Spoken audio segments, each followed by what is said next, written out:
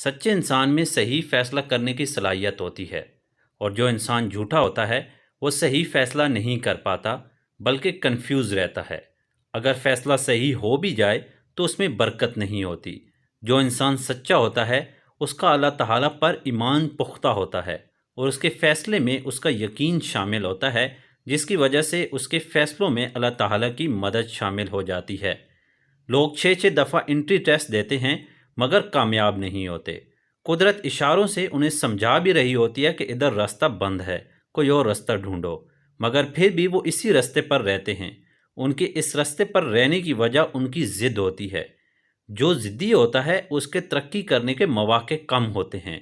جس فرد میں لچک ہوتی ہے وہ اپنے مالک کو پکارتا ہے اور کہتا ہے، میرے مالک، جو تیری مرضی وہی میری مرضی ہے، میں تیرے فیصلوں پر راضی ہوں، میرے مالک میرے لیے آسانیاں پیدا فرما۔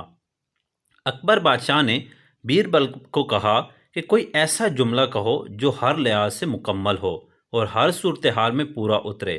بیربل بولا، یہ وقت بھی گزر جائے گا۔ اس نے کہا کہ آپ اگر اس فقرے کو غم کے دوران کہیں گے تو آپ کو خوشی ہوگی، اور اگر آپ خوشی میں کہیں گے تو پتہ چلے گا کہ یہ سچ ہے کہ خوشی نے بھی چلے جانا ہے۔ غور کیجئے اور اپنے آپ سے سوال کیجئے کہ میں کیوں پیدا ہوا؟ میرے یہاں آنے کا مقصد کیا ہے؟ آپ کو کسی خاص مقصد کے لیے اس دنیا میں بھیجا گیا ہے۔ آپ تو آپ ہی ہیں۔ یہ نہیں ہو سکتا کہ اتنا بڑا مالک کائنات آپ کو بلا کسی مقصد کے اس دنیا میں بھیج دے۔ حضرت امام مالک فرماتے ہیں، انسان کی 2 پیدائشیں ہوتی ہیں، ایک جس دن وہ پیدا ہوتا ہے، اور دوسرا جس دن وہ خود کو ڈھونڈ لیتا ہے کہ میں کیوں پیدا ہوا ہوں۔ دوسری پیدائش پہلی پیدائش سے زیادہ اہم ہے۔ یہ جن لوگوں کی زندگی میں آ جاتی ہے تو وہ کارآمد ہو جاتے ہیں۔ حدیث مبارک کا مفہوم ہے کہ وہ شخص بہترین ہے جو دوسروں کے لیے فائدہ مند ہے، اور جس دن آپ دوسروں کے لیے فائدہ مند بن جاتے ہیں تو سمجھ لیجئے کہ آپ نے جواز ہستی تلاش کر لیا۔ اگر آپ کی زندگی آپ کے اپنے ہی کام نہیں آ رہی تو پھر سمجھ لیجئے کہ ابھی تک آپ کو زندگی کا مقصد نہیں ملا۔ جواز ہستی تلاش کرنے کے لیے تہجد لگائیں، روئیں، اس رب العالمین کے دروازے پر دستک دیں، آپ کو جواب ضرور ملے گا۔